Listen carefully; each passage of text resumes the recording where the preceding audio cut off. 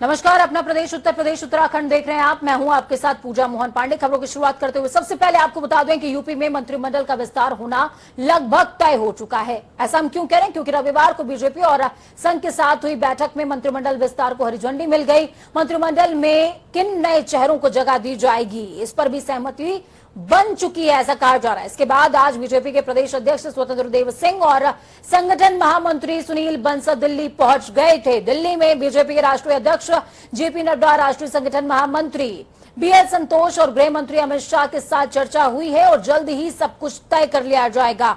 सूत्रों का यह भी कहना है कि विस्तार में 5 से 7 नए नाम शामिल किए जा सकते हैं। 5 से 7 नए चेहरों को जगह मिल सकती है। इसी महीने होने वाले विस्तार की तारीख की घोषणा सीएम योगी आदित्यनाथ आधिकारिक तौर पर खुद करेंगे।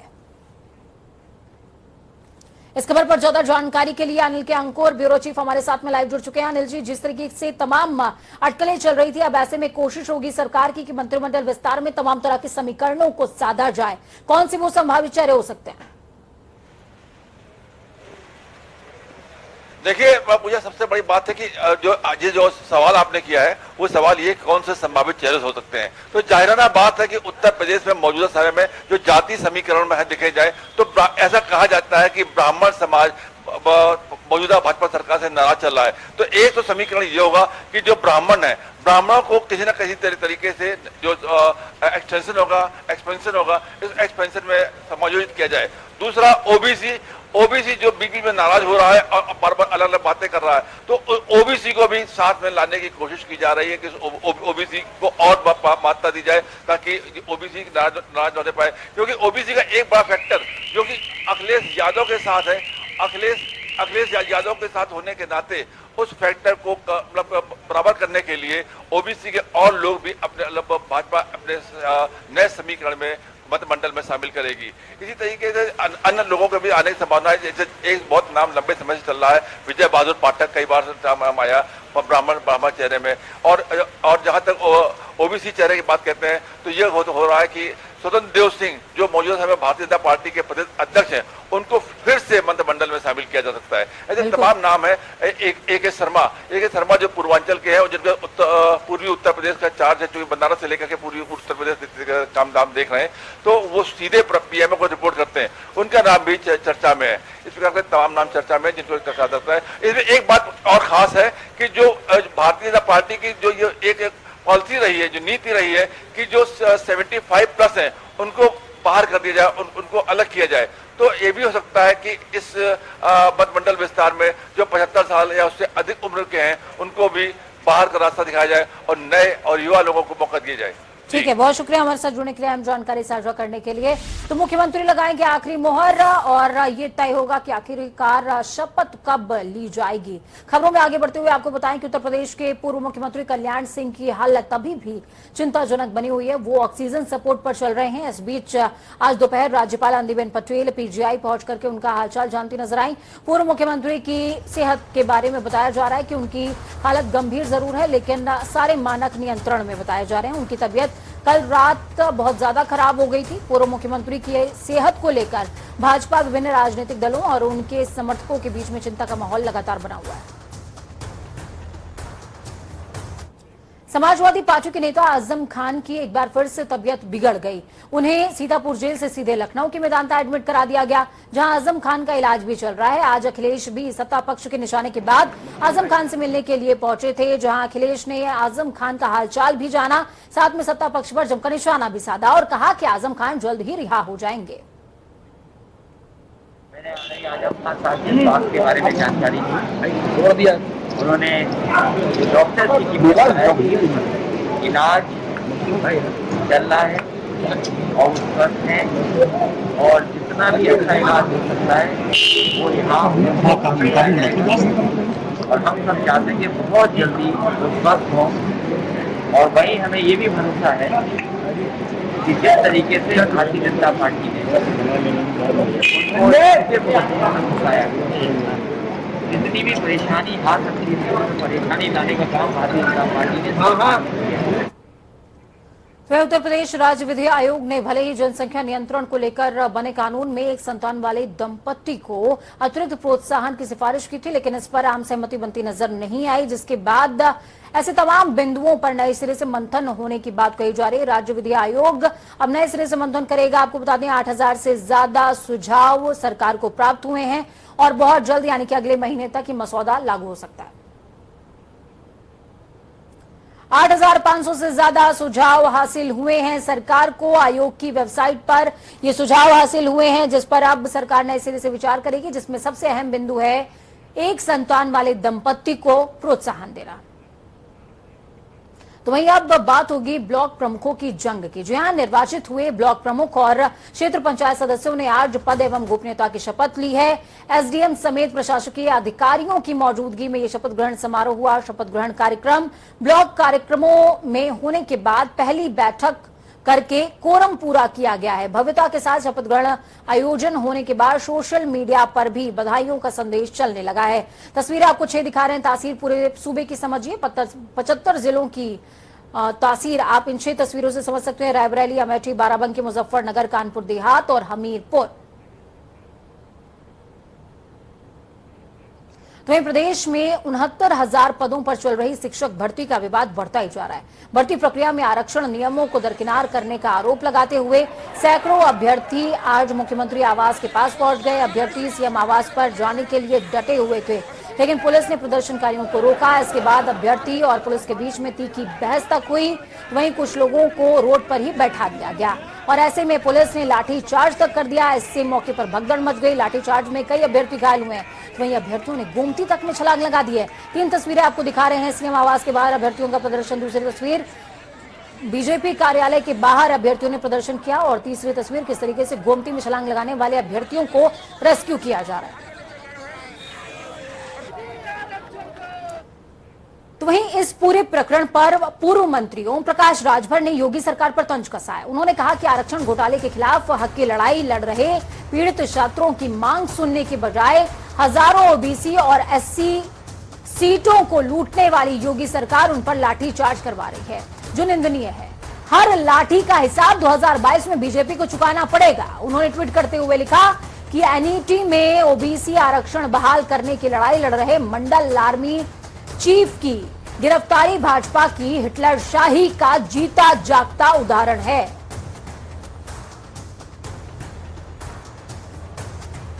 इस खबर पर ज्यादा जानकारी के लिए विवेक कश्यप हमारे साथ में जुड़ चुके हैं। विवेक, क्या कुछ अपडेट है आपके पास? जी, आपको बता दें कि जो ये आरक्षण ओबीसी एससी अभ्यर्थी पिछड़ा वर्ग आयोग की रिपोर्ट जब लागू की गई थी, तब से लेकर एससी अभ्यर्थी कार्यालय पर पिछले 22 जून से प्रदर्शन चल रहा था। कल देर रात तक प्रदर्शन चला। पुलिस ने लाठीचार्ज कर दी, कई अभ्यर्थियों को छोड़ दिया गई। इसके बाद उन्हें सिविल हॉस्पिटल एडमिट कराया गया। कांग्रेस के प्रेरित अजय कुमार लल्लू भी मिलने पहुंचे। साथ ही उसके बाद आज सुबह एक अभ्यर्थी ने गोमती पुल से छलांग लगा के नदी में अपनी जान देने की कोशिश की। उसके बाद सीएम आवास का घेराव किया अभ्यर्थियों ने। फिर उन्होंने पुलिस के बीच उनकी नोकझोंक की। फिर उसके बाद वो भाजपा कार्यालय पहुंचे अपनी मांग को लेकर। वहीं पुलिस प्रशासन ने फिर उन्हें वापस कर दिया। लेकिन उनकी यही मांग है कि जो ये रिपोर्ट है 27% उनको आरक्षण मिलना था, ये सही से जांच की जाए। उन्होंने बड़े बड़े नेताओं से बातचीत की, चाहे फिर प्रदेश अध्यक्ष स्वतंत्र देव सिंह हो या फिर प्रदेश जैसे शिक्षा मंत्री सतीश द्विवेदी हो, उनसे भी मुलाकात की। उन्होंने बताया कि हमने पूरी जो है पारदर्शी के साथ जो है ये भर्ती की है। योगी सरकार ने पूरी पारदर्शिता, लेकिन बहुत ज्यादा जरूरत विवेक इस बात की है कि इन तमाम अभ्यर्थियों से टेबल टॉक करी जाए, क्योंकि जिस तरीके के नजारे देखने को मिल रहे हैं वो निंदनीय है अपने आप में। किस तरीके से अभ्यर्थियों को उठा करके पुलिस वैन में लेकर के जा रही है और अभ्यर्थी जो है गोमती तक में छलांग लगा रहे, फिर उनको रेस्क्यू करना पड़ रहा है। बहुत निंदनीय स्थिति है और ऐसे में किरकिरी भी हो रही है सरकार की। बहुत शुक्रिया हमारे साथ जुड़ने के लिए, अहम जानकारी साझा करने के लिए। एक रिपोर्ट में दावा किया गया कि केंद्र सरकार ने अपने पिछले कार्यकाल के दौरान यानी कि 2017 से लेकर 2019 के दौरान लगभग 300 भारतीयों की जासूसी की है। इन लोगों में पत्रकार, वकील, सामाजिक कार्यकर्ता, विपक्ष के नेता और बिजनेसमैन तक शामिल हैं। फोन हैक करने के लिए पैगासस सॉफ्टवेयर का इस्तेमाल किया गया। इस रिपोर्ट को सरकार ने निराधार बताया। पेगासस इससे पहले भी कई बार सुर्खियों में रहा है। आखिर क्या है ये पेगासस सॉफ्टवेयर और कैसे काम करता है, अब अचानक ये सुर्खियों में क्यों आ गया, ये तमाम चीजें समझने के लिए आपको ये रिपोर्ट देखनी पड़ेगी। देखिए,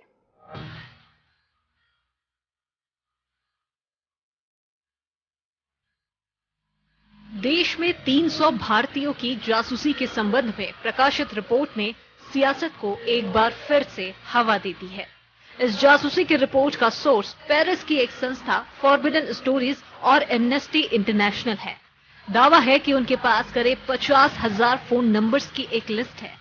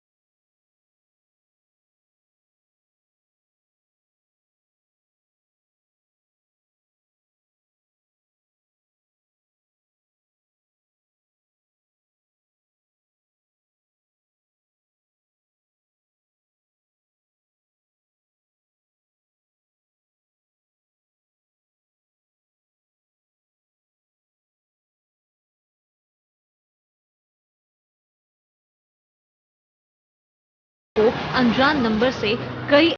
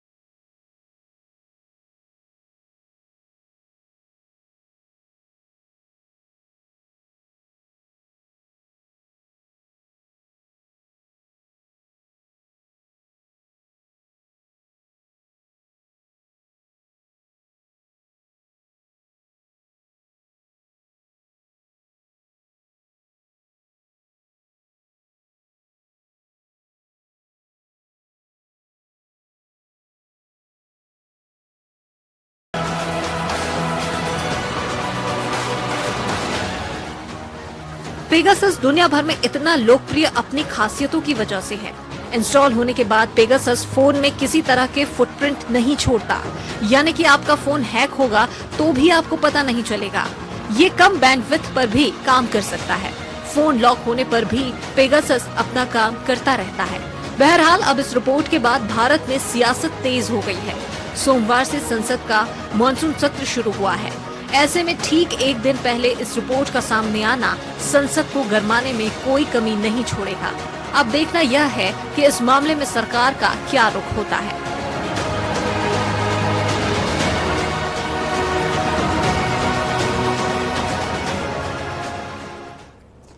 बात सरकार के रुख की हो रही है तो योगी आदित्यनाथ का वर्डिक्ट इस पर सुन लीजिए। जासूसी कांड और संसद में हंगामे को लेकर आज जब प्रेस कॉन्फ्रेंस उन्होंने करी थी, योगी आदित्यनाथ ने 11 मिनट 16 सेकंड तक केवल भाषण दिया, पत्रकारों का सवाल नहीं लिया और प्रदेश के मुद्दे पर एक भी शब्द नहीं बोले। योगी ने अपने भाषण में जासूसी कांड को विपक्ष की अंतर्राष्ट्रीय साजिश का हिस्सा बताया है। कहा कि ये संसद सत्र न चलने देने की साजिश है। योगी ने कहा संसद सत्र में किसानों गरीबों के मुद्दे पर चर्चा होने वाली थी, लेकिन विपक्ष ने ये नहीं होने दिया और ना वो ये चाहता है। विपक्षी दलों के द्वारा देश के अंदर जिस प्रकार का वातावरण बनाने का प्रयास हो रहा है, यह विपक्ष के कुत्सित मंशा को उजागर करता है। जाकी रही भावना जैसी,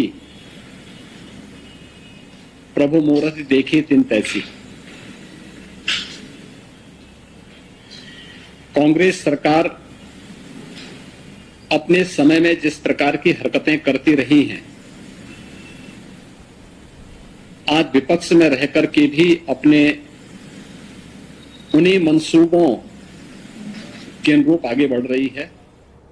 तो वहीं इजरायली सॉफ्टवेयर पेगासस के जरिए कई लोगों की कथित तौर पर जासूसी करवाने के मामले को लेकर के विपक्षी केंद्र सरकार पर हमलावर हो गए हैं।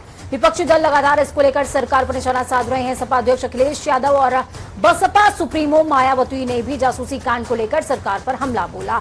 2 ट्वीट इस समय आपकी टीवी स्क्रीन पर चल रहे हैं। अखिलेश यादव ने इसे निष्ठा के अधिकार का उल्लंघन कहा, तो वहीं मायावती ने निष्पक्ष और स्वतंत्र कार्रवाई की मांग करी है।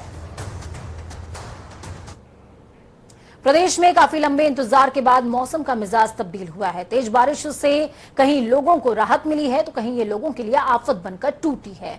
वहीं मौसम विभाग के अनुसार पूरे प्रदेश में मानसून सक्रिय हो गया है। अगले 24 घंटों में प्रदेश के कुछ हिस्सों में भारी बारिश होने का अलर्ट है, लेकिन कई जगहों पर बारिश ने स्मार्ट सिटी की पोल खोलकर रख दी। 4 तस्वीरें अमेठी, सीतापुर, बरेली और इटावा।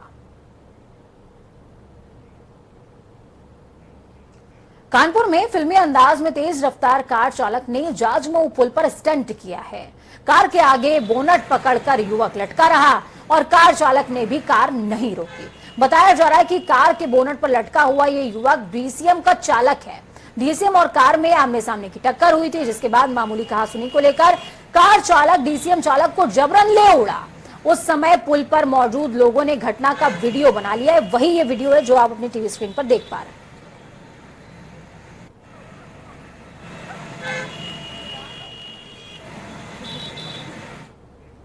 तो वहीं देहरादून में मुख्यमंत्री पुष्कर सिंह धामी ने सचिवालय में वीडियो कॉन्फ्रेंसिंग के जरिए प्रदेश में अतिवृष्टि और आपदा प्रबंधन की समीक्षा करी।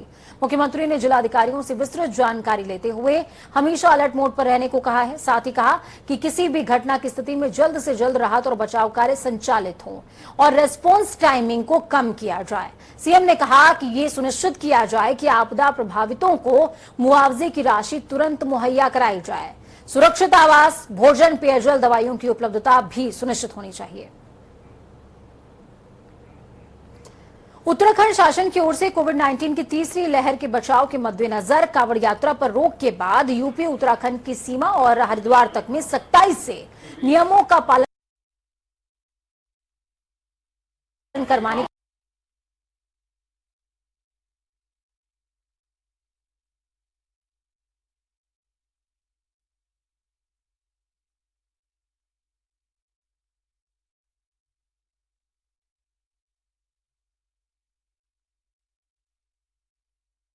तैयारी पुख्ता कर ली गई है। इसी कड़ी में आज